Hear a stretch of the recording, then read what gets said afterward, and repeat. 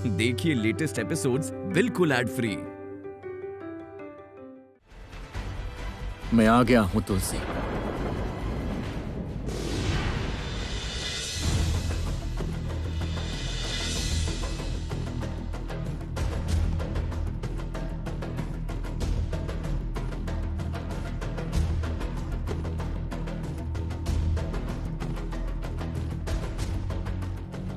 स्वामी, मैं जानती थी आप लौट आएंगे। तुम्हारी पुकार अनसुनी करने का साहस नहीं है मुझ में। तुम्हारे साथ आज मैं पूर्ण आहुति दूंगा।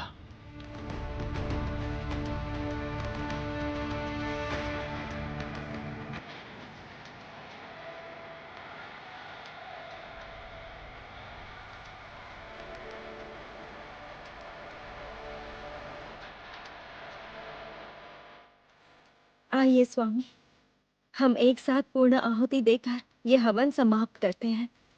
आइए।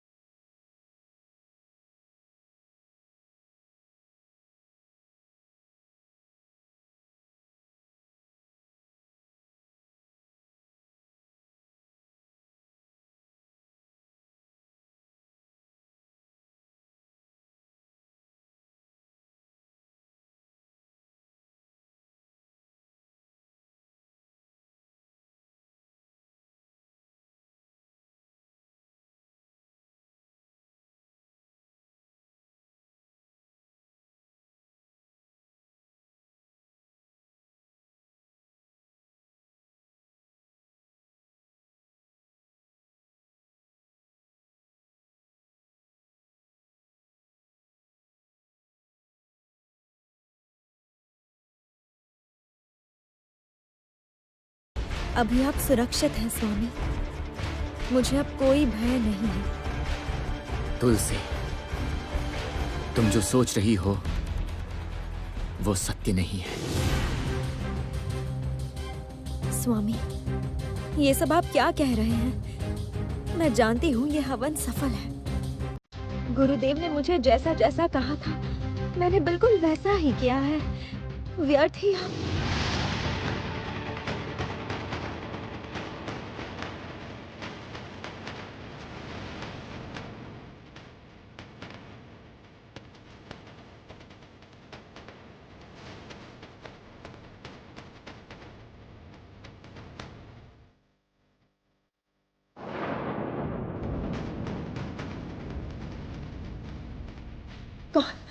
कौन है आप?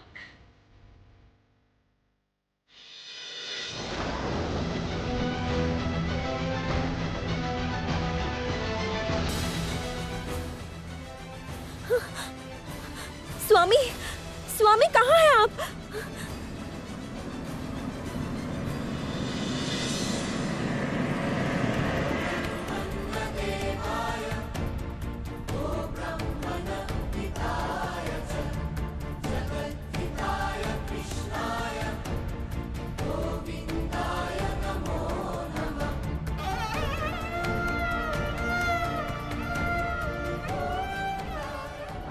तुलसी, जिसने तुम्हारे साथ हवन में आहुति दी है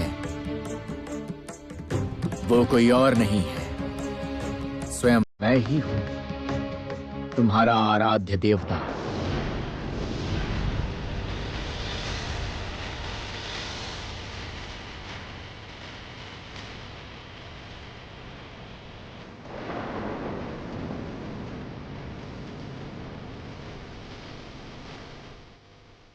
हे नारायण, ऐसा क्यों किया आपने?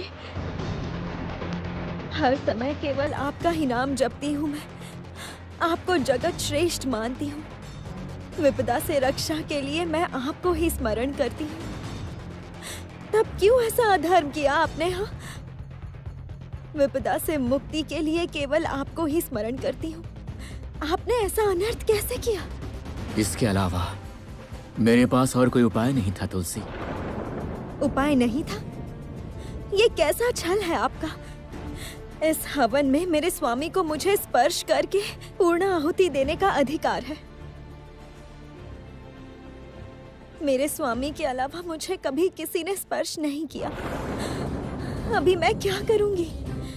ये कलंकित मुख मैं कैसे दिखाऊंगी असुरराज को? तुलसी, मुझे क्षमा कर दो। तुम मेरे महाहवन की प्रधान सहाय हो। मैं जगत पालक हूं। जगत पालन के लिए मुझे ऐसे कई कार्य करने पड़ते हैं जिन्हें मैं करना नहीं चाहता।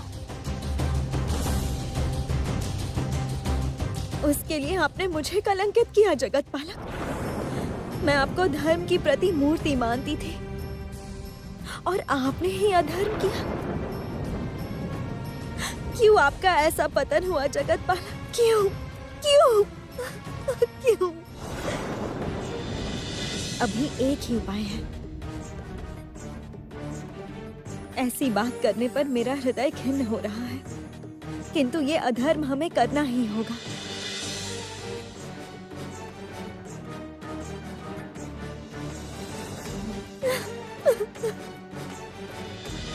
तुलसी का व्रत आप ही भंग करेंगे प्रभु। पुत्री के साथ मैं सहमत हूं हे जगत पालक।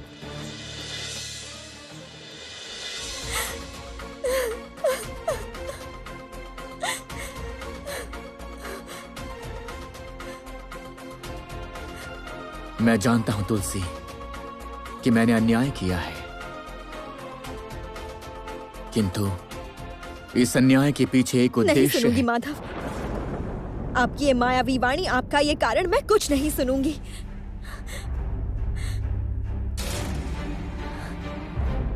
आज केवल मृत्यु ही मेरी इच्छा है। इस हवन अग्नि में मैं अपनी प्राण आहुति दूंगी। केवल एक ही दुख है, मैं पवित्र देह लेकर नहीं मर पाई। मुझे अपवित्र किया मेरे ही आराध्य देवता ने। इतने पाषाण हैं आप नारायण, इतने पाषाण।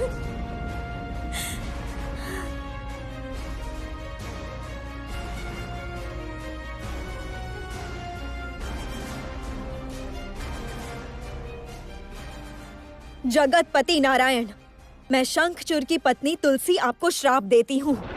आपका हृदय जैसे पत्थर का है, वैसे ही सब पत्थर के रूप में आपकी पूजा करेंगे।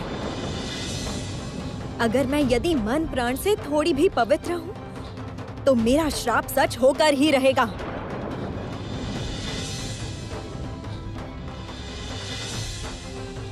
मैं तुम्हारा ये श्राप नतमस्तक होकर स्वीकार करता हूं।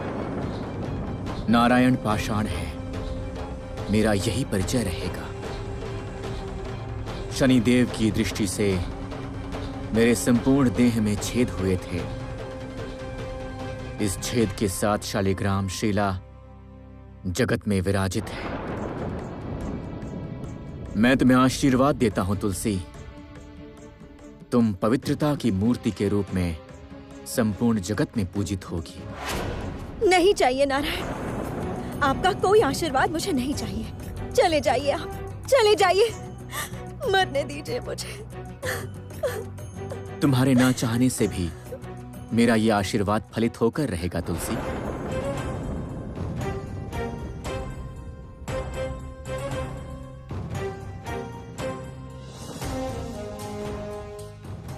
जगत में सब कुछ पूर्व निर्धारित है तुलसी। तुम्हारे प्राण त्यागने का समय आ चुका है। मृत्यु के बाद तुम्हारे शरीर से गंगा नदी की उत्पत्ति होगी। उस नदी के किनारे मैं विशाल पर्वत रूप धारण करूंगा। कई हजार कारीगर वो पर्वतशिला खोद कर तुम्हारी उत्पत्ति करेंगे। वो शिला पूजित होगी नारायण के रूप में।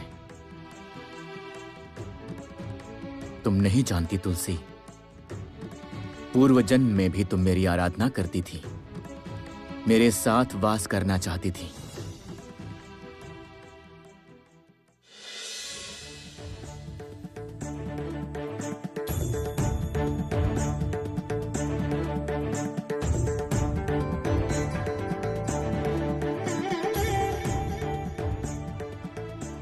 तुमने श्री लक्ष्मी के अंश के रूप में भी जन्म लिया है, उसी पुण्य के बल से ही। अब तुम्हारे महालक्ष्मी के साथ लीन होने का समय आ चुका है तुलसी। शंखचूर भी मेरा परम भक्त था, उसके भी मोक्ष लाभ का समय आ चुका है। यदि मैं तुम्हारे इस हवन में बाधा नहीं डालता तो शंखचूर को मोक्ष लाभ भी नहीं होता तुलसी।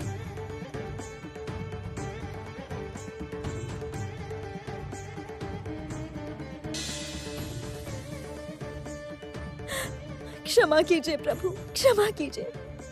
मैं अनभिज्ञता में आपको बहुत बड़ा श्राप दे बैठी हूँ।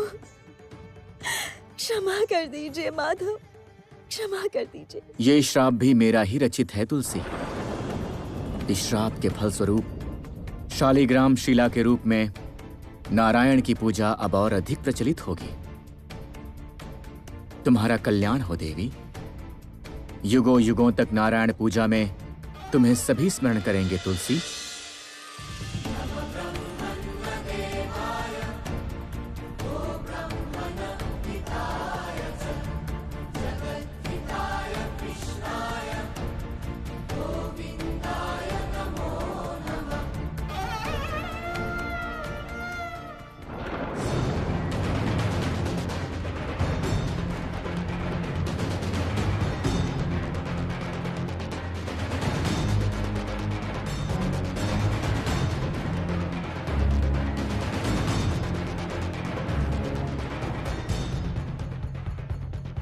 स्वामी, ये देह अब आपके स्पर्श के योग्य नहीं है।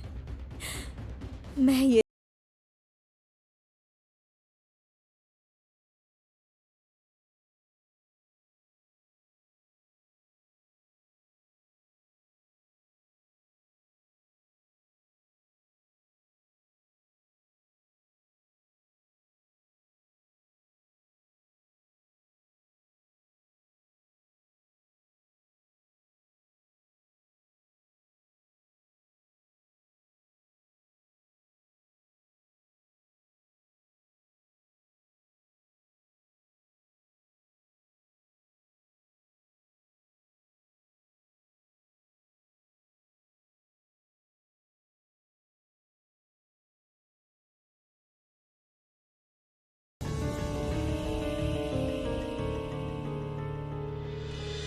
तुम्हारा मंगल हो शंखचूर, तुम्हारी मुक्ति का समय आ चुका है। शीघ्र ही तुम्हें मोक्ष लाभ होगा। ब्रह्मदेव ने ऐसा क्यों कहा कि शीघ्र ही मुझे मोक्ष लाभ होगा? मुक्ति मिलेगी, पर कैसी मुक्ति? इसका अर्थ क्या है? अगर मैं गुरुदेव के पास जाऊं तो वो इसका अर्थ समझा सकते हैं। गुरुजी ने जिस हवन की बात की है उसकी तैयारी करनी होगी। मैं उस हवन का आयोजन करूंगी। आपको उस हवन में उपस्थित रहना होगा स्वामी। हम दोनों एक साथ उस हवन में आहुति देंगे।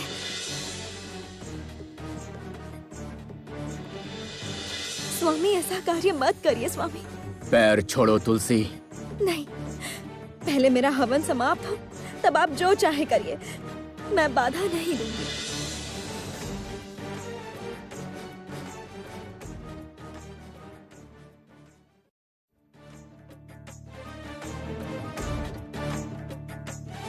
तुलसी की बात ना मानकर मेरा ऐसे आ जाना उचित नहीं हुआ। निश्चित ही बहुत कष्ट हुआ होगा उसे। आखिर मैंने तुलसी के साथ ऐसा दुर्व्यवहार क्यों किया? नहीं नहीं, बहुत बड़ा अन्याय हुआ है मुझसे। मैं अभी तुलसी के पास लौट जाऊंगा। जाकर तुलसी से क्षमा मांगूंगा।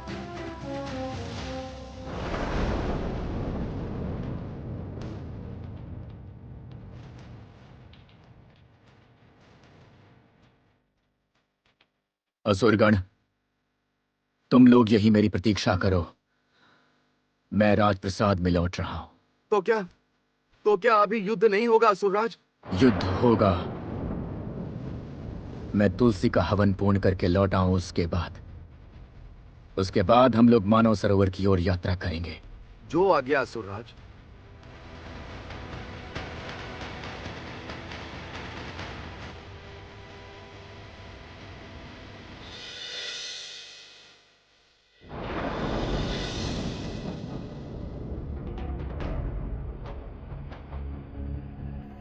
पुत्र शंखचूड़,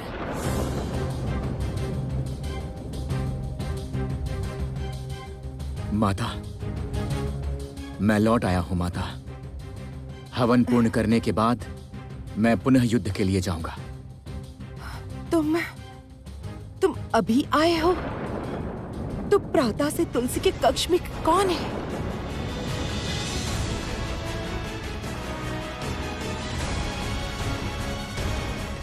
क्या?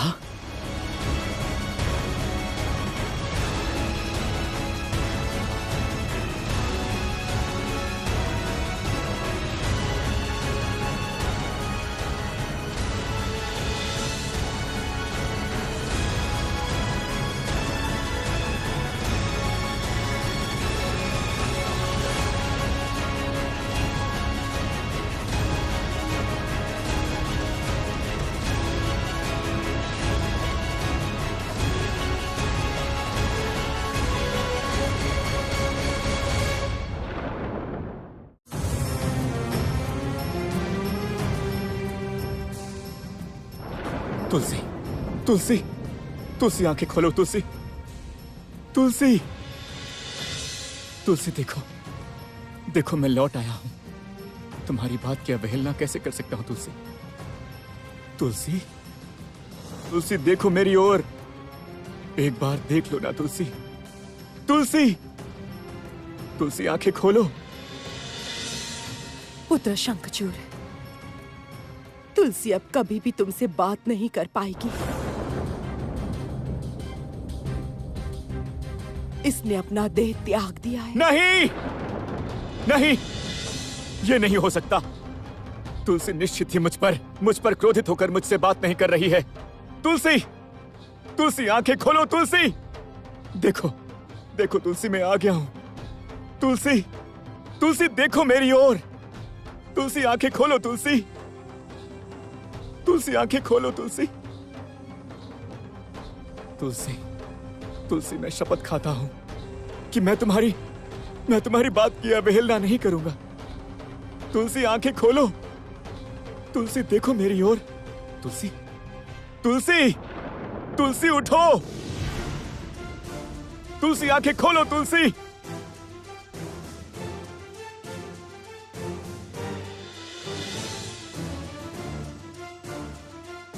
गुरुदेव, केवल गुरुदेव ही तुलसी को जीवित कर सकते हैं।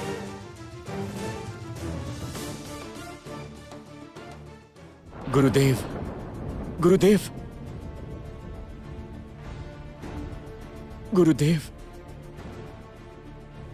गुरुदेव देखिए, देखिए तुलसी कुछ बोल नहीं रही है। मुझसे कुपित होकर बात ही नहीं कर रही है। गुरुदेव कुछ कीजिए। गुरुदेव, गुरुदेव कुछ कीजिए। सब समाप्त हो चुका है शंखचूड़, सब समाप्त हो चुका है। हमारे सारे स्वप्न टूटकर बिखर चुके हैं। शंखचूड़, तुलसी ने देह त्याग कर दिया है।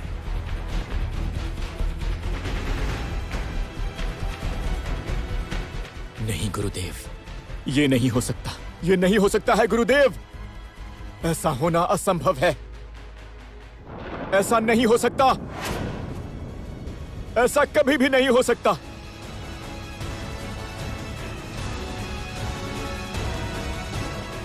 ऐसा ही हुआ है शंखचूड़।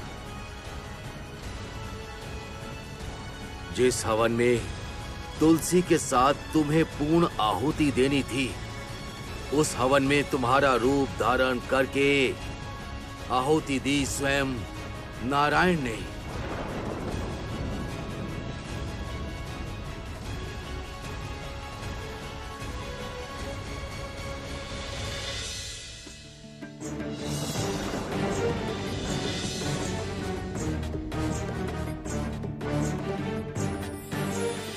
व्यर्थ ही आप।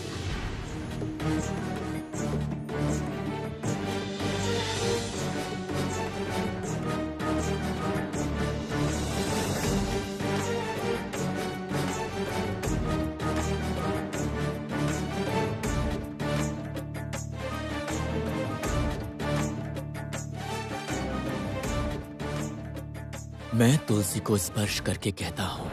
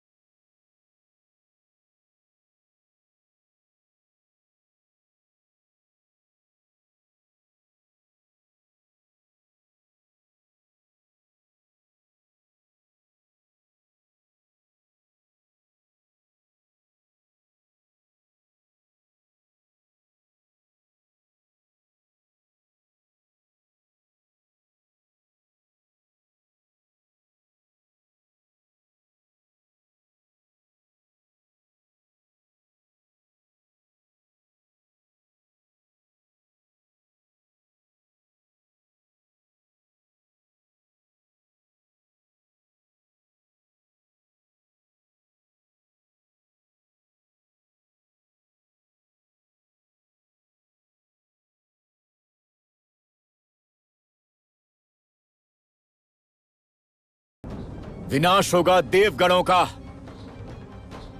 नारायण, विनाश के लिए तैयार हो जाओ। नारायण, तैयार हो जाओ।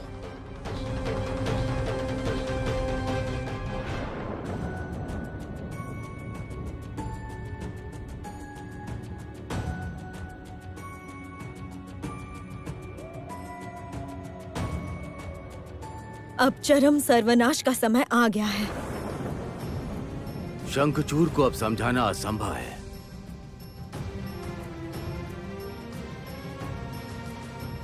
तुलसी की मृत्यु का प्रतिशोध वो लेगा ही। तुलसी से वो अपने प्राणों से भी अधिक प्रेम करता था। तुलसी ने ही शंखचूड़ को धर्म के मार्ग पर रोक कर रखा था, हे नारायण। किंतु अब उसे कौन रोकेगा? अब हमें महादेव को जागृत करना होगा। मैं महादेव का ध्यान भंग करने में व्यर्थ हुआ हूं, ये जगत पालक। देवराज के व्यर्थ होकर लौटने के बाद हम सब भी गए थे कैलाश में, किंतु हमारे एक साथ प्रार्थना करने से भी नेत्र नहीं खोले महादेव ने।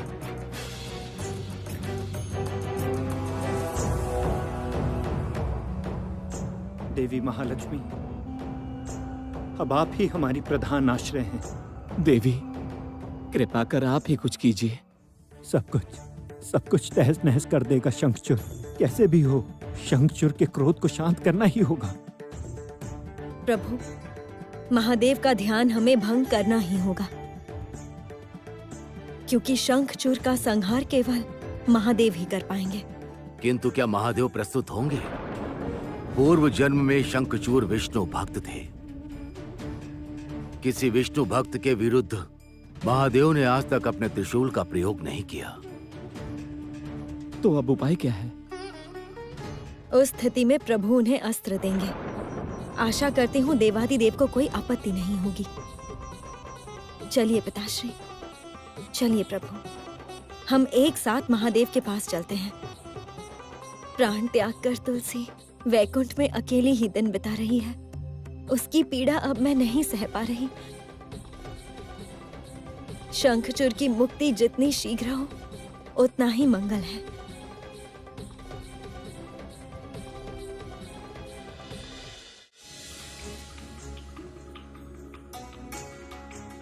हे देवादिदेव, जागृत होइए। हम आपके ध्यान के टूटने की प्रतीक्षा में हैं। संहार काल आ चुका है महेश्वर।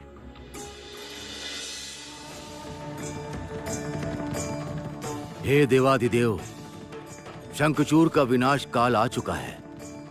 उसने अपना सुरक्षा कवच मुझे दान किया है, अपितु उसकी सुरक्षा कवच तुलसी ने भी प्राण त्याग दिए हैं।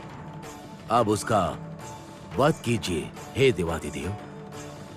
वो अब संभव नहीं है प्रजापति। आप और नारायण तो जानते ही हैं कि हम अपने त्रिशूल का प्रयोग विष्णु भक्त पर नहीं करते हैं, और यह भी सत्य है कि शंखचूर ने ऐसा कोई भयानक अपराध नहीं किया जिसके लिए उसका वध करना पड़े। हे देवाधिदेव, शंखचूर के विनाश का अस्त्र मैं ही आपको प्रदान करता, किंतु लगता है कि आप शंखचूर के वध के लिए तत्पर नहीं हैं। आप तो जानते ही हैं, हम संहार तभी करते हैं जब अशुभ शक्ति जगत का विनाश करती है। हे देवाधिदेव, वही होने जा रहा है। असुर शंखचूर निरंतर भयंकर हो रहा है। वो जगत का विनाश करने जा रहा है। देवता भी उससे सुरक्षित नहीं है। वो देवताओं का अस्तित्व मिटाने जा रहा है। हे महेश्वर, क्या आप मेरी बात तो सुन रहे हैं ना? पिताश्री, ऐसे महादेव को संहार के लिए तैयार नहीं कर सकते। दूसरा कारण चाहिए। चलिए, अभी के लिए हम लौट जाते हैं।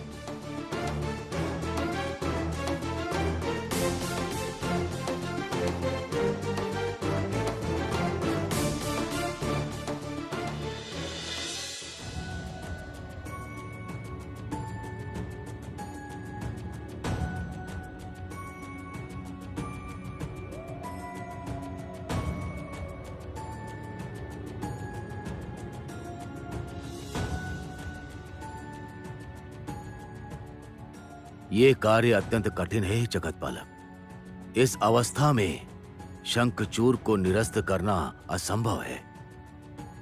हे पिताश्री, हे प्रभु, आप लोग मुझे अनुमति दें। मैं एकांत में कुछ समय साधना करना चाहती हूँ।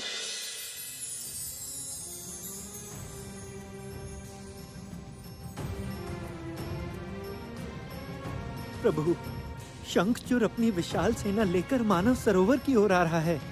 त्रिभुवन को वो देवता रिक्त करना चाहता है। इस समय उसका सामना कौन करेगा? मैं।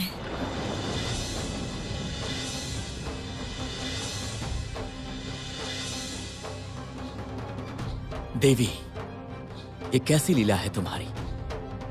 शंखचूर के संहार करता केवल महादेव ही उसका वध करेंगे, ये बात तो तुम भी जानती हो। संहारकर्ता को जागृत करने के लिए ऐसा कुछ करना होगा जिससे शंखचूर कोई घृण्य अपराध करे, अन्यथा महादेव उसका संहार नहीं कर पाएंगे प्रभु। किंतु उसके लिए आप स्वयं को विपदा में नहीं डाल सकती हैं देवी। प्रभु, माता को निषेध करिए ऐसा कार्य करने से। केवल आप ही माता को अभी रोक सकते हैं। आपकी आज्ञा माता मानेंगी। मैं शंखचूर की मुक्ति चाहती हूँ देवर्षि। तुलसी को खोकर उसका जीवन अभी श्रापित है। जिससे शंखचूर को मुक्ति मिले और शीघ्र ही उसका मिलन तुलसी के साथ हो पाए, मैं वही चेष्टा करूंगी।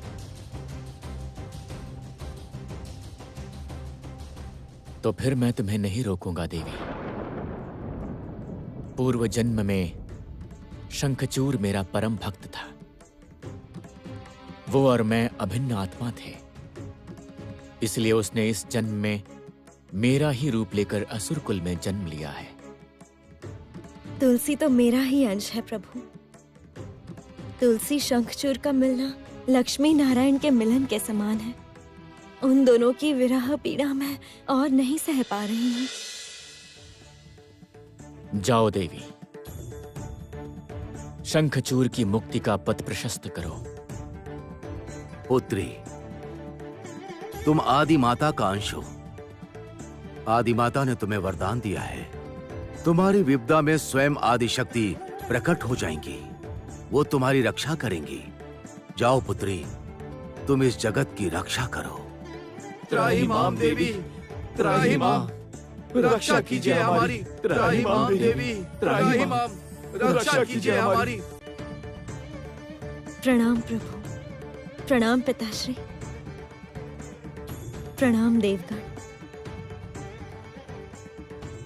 आप सबकी अनुमति मिली है, अब मुझे कोई संकोच नहीं है।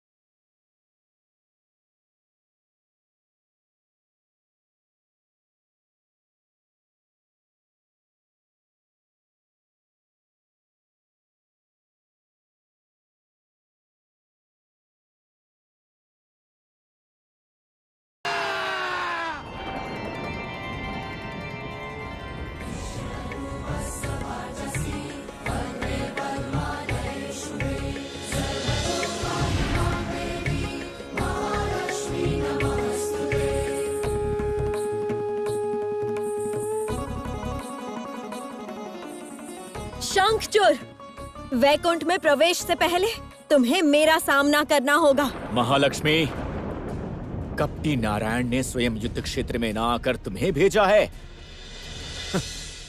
अवश्य इसके अतिरिक्त वो कर भी क्या सकता है। शंखचूर, अपनी वाणी संभालो। क्यों? नारायण को कपटी कहा है इसलिए देवी को आपत्ति हो रही है क्या? नारायण ने जिस तरह तुलसी को देह त्यागने पर विवश किया है, तो उन्हें कपटी के अलावा और क्या बोला जा सकता है? शंखचूर, बातों में समय नष्ट ना करते हुए तुम मेरे साथ युद्ध करो। देखती हूँ कितनी शक्ति है तुम में। देवी, मैं स्त्री के साथ युद्ध नहीं करता। वैकुंठ प्राप्त करने के बाद असुर कुल के नियम के अनुसार वैकुंठ की अधीश्वरी का हरण कर सकता हूँ मैं। मूर्ख असुर, इसका मतलब तू महालक्ष्मी का हरण करना चाहता है।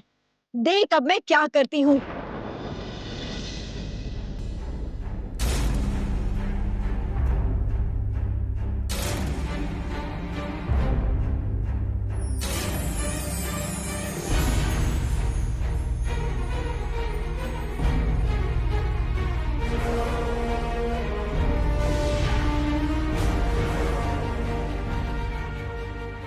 ये आपका कार्य नहीं है देवी।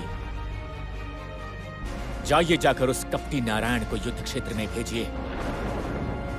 वो और कब तक छुपा रहेगा वैकुंठ में?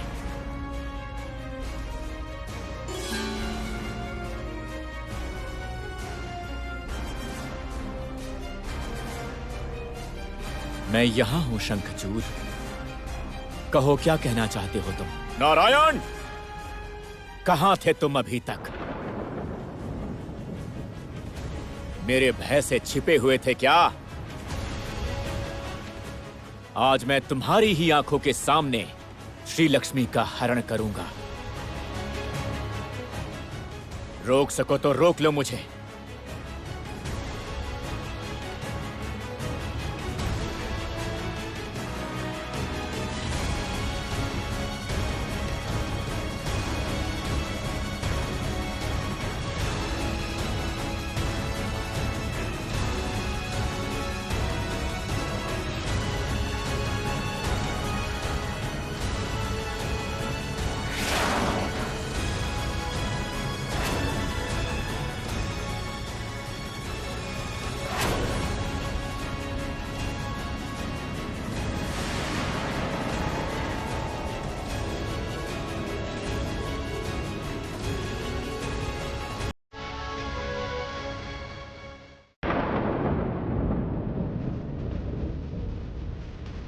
ऐसा अपराध मत करो शंखचूर। इसी समय देवी को मुक्त कर दो। अपराध की बात तुम्हारे मुंह से शोभा नहीं देती नारायण। अन्याय तो तुमने किया है, तुलसी के साथ छल करके। चिरकाल तक तुमने देवताओं के अन्याय को अनदेखा किया है और असुरों के विरुद्ध छल करते आए हो तुम। इस समय तुम्हें स्त्री का सम्मान दिखाई दे रहा है,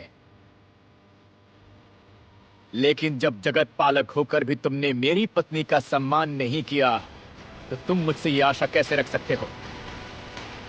अब मैं तुम्हारे सामने तुम्हारी पत्नी का हरण करके